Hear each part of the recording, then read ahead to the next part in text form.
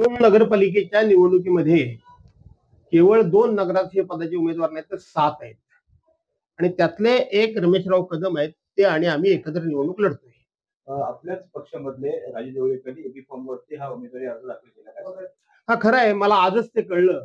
मी पेपरमध्ये वाचलं की राजू देवळेकरांचा सुद्धा नगराध्यक्ष पदाकरता उमेदवारी अर्ज हे मी आज सकाळी वाचलं.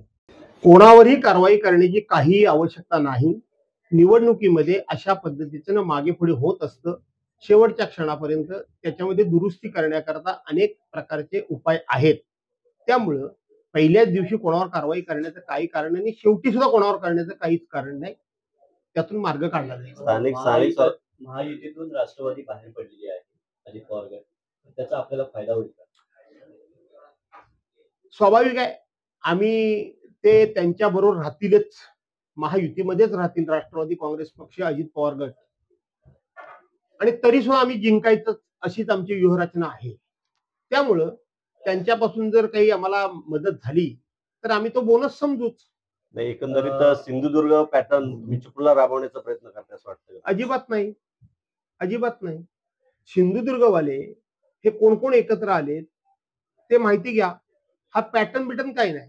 ही आघाडी आहे जी लोकसभेला होती, जी विधानसभेला आहे, ती स्थानिक स्वराज्य संस्थेमध्ये सर्व पक्षाच्या नेत्यांनी निर्णय घेतलेला आहे की त्या नेत्यांनी तिथल्या लेवलचा विचार करून निर्णय घ्यावा.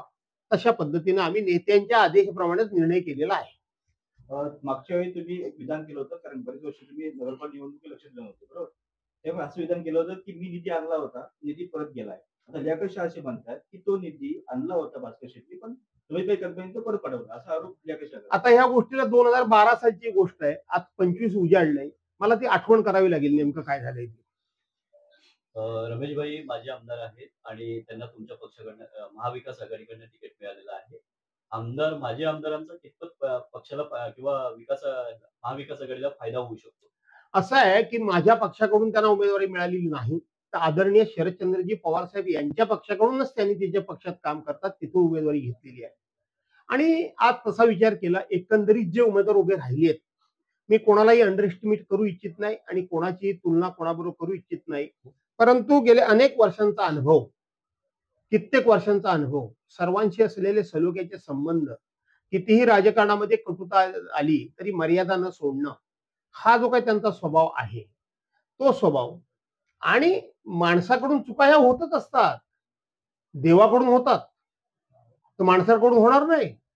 जर कधी काय कोणाकडून चूक झाली असेल, मला तुमचा प्रश्न ओठावरचा पुरता काय रंगतोय तुम्हाला कळतंय, तो शेवटी अनुभव घेऊन माणूस भविष्यामध्ये तशा प्रकारची पुन्हा अनुभव येणार नाही याची काळजी घेतात. तुम्ही स्टार प्रचारक आहात, पक्षामध्ये खूप मोठं स्थान आहे, तरी पण या ठिकाणी एबी फॉर्म देवळेकरांना दिला गेला आणि तुम्हाला विश्वासात न घेता असं एखादी माहिती होती.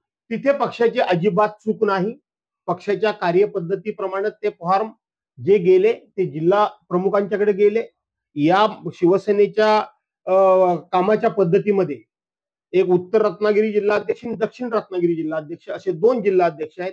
एका जिल्ह्याचे एबी फॉर्म हे जिल्हा प्रमुख म्हणून विक्रांतच्याकडे गेले. दुसरे जिल्ह्याचे एबी फॉर्म हे दत्ता कदम जिल्हा प्रमुख त्यांच्याकडे गेले. माझ्या मुलाला फॉर्म देताना सुद्धा मी नेता असताना माझ्याकडे पक्षाने दिले नाहीत. त्यामुळं इथं मला डावललं गेलं त्याचा अर्थ नाही, तर पक्षाच्या शिस्तीप्रमाणे ते जिल्हा प्रमुखांकडे गेले. पक्षाची शिस्त जरी असली तरी सुद्धा भास्कर जाधव हे महाराष्ट्राचे नेते म्हणून ओळखले जातात किंवा मग सर्वश्रुत आहेत. शिवसेना या पक्षानं शिवसेना पक्षानं ज्या नेता म्हणून तुम्हाला जाहीर केलं, काहीतरी विचार करून नेता जाहीर केलेला आहे.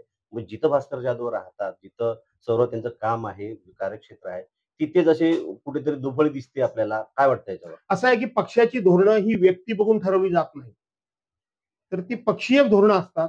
त्या पक्षीय धोरणाप्रमाणे ते एबी फॉर्म ज्यांच्याकडे गेले ते बरोबर आहे.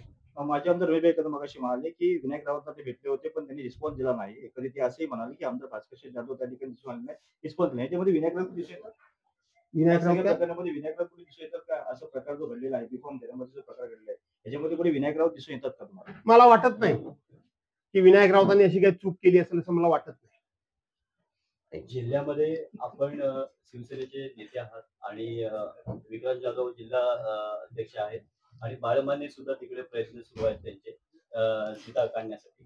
तर एकंदर एकच फॅमिली तुमची आहे. कितपत तुम्हाला जिल्ह्यामध्ये यश मिळेल? असं आहे की रत्नागिरीमध्ये बाळमाने, चिपळूणमध्ये मी, ही फक्त आमचीच फॅमिली आहे की या कोकणामध्ये अन्य कुठल्या फॅमिली आहेत? एकाच पक्षाची आहे. हा, म्हणजे हा चांगला योग आहे. ठाकरे हा, म्हणजे हा चांगला योग पदावरती आहे, कितपत यश मिळेल तुम्हाला? म्हणजे हा योगायोग चांगला आहे की आम्ही पुरी फॅमिली एकाच पक्षाबरोबर आहोत. याच्याबद्दल तुम्ही आम्हाला धन्यवाद दिले पाहिजे. विनायक राऊतांबरोबर चर्चा करताना भास्करराव कुठे दिसत नाही असं थोडंसं तुम्हाला वाटलं, त्यानंतर त्यांनी सांगितलं की त्यांच्याकडे चिपळूणची जबाबदारी नाही. तुम्ही जेव्हा नंतर त्यांनी मला एकदा सांगायला विसरलो, मध्ये त्यांनी सांगितलं की आम्ही भास्कररावांना फोन करून काय त्या बाबतीतलं आम्ही त्याला सांगतो, म्हणजे त्यामध्ये भाग केला. त्यांनी केला की नाही मला काय माहिती. युतीमधला राष्ट्रवादी जो पक्ष आहे त्याला देखील त्यांनी नगराध्यक्षाचा उमेदवार नाही आणि युतीतून बाहेर आहे. तर अशी देखील चर्चा आहे की विद्यमान जे आमदार आहे शेखर निगम ते तिने एकत्रित मिळून तुम्ही मला पाठिंबा देणार अशी चर्चा आहे. माझ्या कानात काही नाही. ते जर देत असतील तर आम्ही त्यांचं स्वागत करू. असं आहे की हे तुम्ही जे प्रश्न विचारताय मी मोकळेपणे बोलतो, मी खूप चाणाक्षपणे उत्तर देतोय, चलाकपणे देतोय, मलाही कळते. मला कळत नाही, तुम्ही मला गर्व नाही मला अजिबात, पण मला कोणी शब्दात तुम्ही पकडू शकणार नाही. मी तुम्हाला आत्ताच सांगतो. ऐका ना, मी फ्रेंडली बोललो, आता फ्रेंडली बोललो, ऐका ना जरा. मुद्दा असा आहे की आमच्या लोकांनी ज्या वेळेला मला एखादा विषय सांगतात की तुम्ही हा हाताळा, त्यावेळेला त्यांनी पूर्णपणे माझ्यावर जबाबदारी टाकायला पाहिजे होती ना.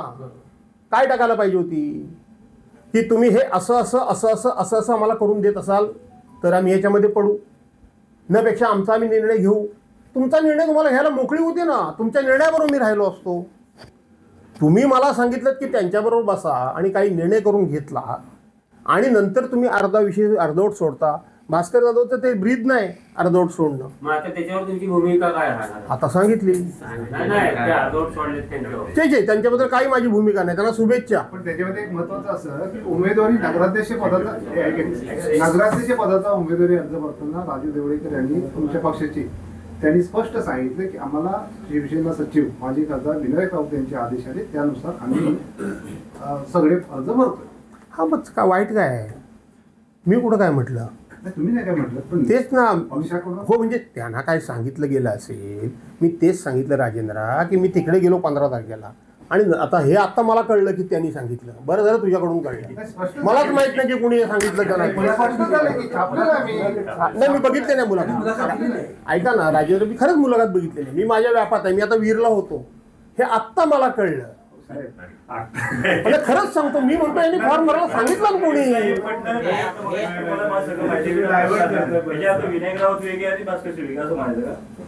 तुम्ही काय म्हणायचं हा तुमचा अधिकार आहे.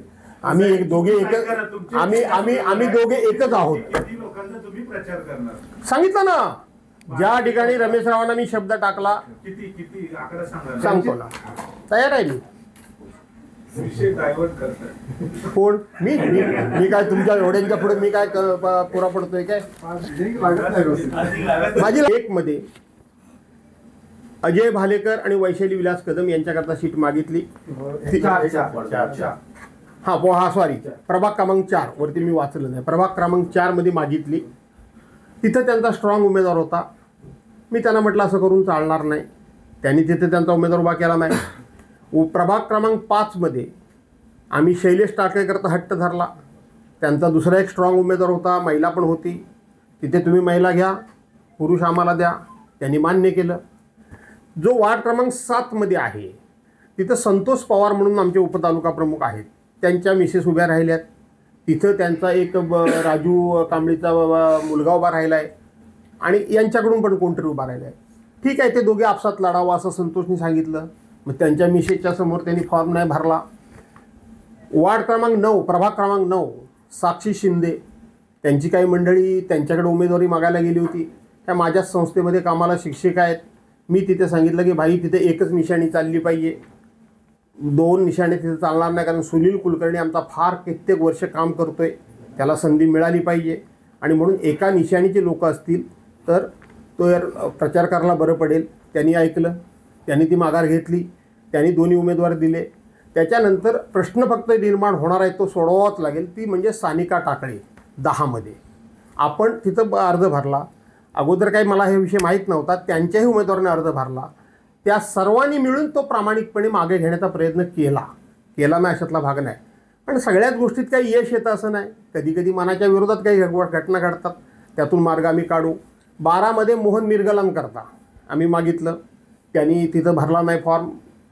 13मध्ये गणेश फके आणि श्वेता शेखर महाडिक यांनी हे मी याच्या तुमच्या मशाल चिन्हाचे उमेदवार सांगतोय, हे लक्षात घ्या. तुम्ही सुद्धा हे लिहा, ह्याची नोंद घ्या. गणेश फके आणि श्वेता शेखर महाडिक तिथं भाई तुम्ही तुमचा उमेदवार देऊ नका, त्यांनी दिला नाही. त्याच्यानंतर 14 कांचन सुमित शिंदे, ते सुमित शिंदेंची पत्नी, आणि मिथिलेश उर्फ विकी नरळकर. तिथं त्यांचा गेले कित्येक वर्षांचा सहकारी माणूस होता. म्हटलं भाई नाही, आम्ही काय केलंय, चूक काय केली आहे, जे वार्ड घेतले तिथं आपण मशाल निशाणी ठेवली प्रचार करताना. हे किती एकूण उमेदवार आहेत? हे एकूण उमेदवार आहेत 2, 3, 4, 5, 6, 7, 8, 9, 10, 11 आणि 12. पहिल्या राऊंडमधले हे 12 आहेत. दुसरा राऊंड जर निम्म्यावर थांबला नसता तर शिवसेनेचा प्रचंड फायदा झाला असता आणि तो करून मी दिला असता, पण तो थांबला. आता एवढ्या जागा सोडल्यानंतर मी कोणाचा प्रचार करावा नगराध्यक्षाला, मला तुम्ही मार्गदर्शन करा. तुम्ही पक्षाचे ज्येष्ठ नेते हो आहे ना, 100% आहे. पक्षाकडून देवळेकरांना एबी फॉर्म गेलेला आहे. अरे मी सांगितलं ना, एबी फॉर्म माझ्याकडे नाहीच बगळेजी. कुणीकडून दिलं? मला काय, मी कशाला शोध घेऊ त्याचं, तुम्हीच आता उत्तर दिलं. मी काय, मला माहित नव्हतं, बरं झालं तुम्ही उत्तर दिलं. अति प्रचंड व्यापातून तुम्ही आता जाहीर प्रचाराला कधीपासून उतरता? आता असं आहे की उद्या मी 23 तारीख आहे, उद्या मी महाड पोलादपूर वगैरे त्या भागात आहे. 25 तारखेला माझी सिंधुदुर्गात तारीख आहे. तिथून मी विमानानं जाऊन खासदार राजन विचारे त्यांची मुलगी आणि आमच्या आमदार सुनील शिंदे यांच्या मुलाचं लग्न आहे, ते 25 तारखेला रात्री करणार आणि 26 तारखेपासून मी मैदानात आहे.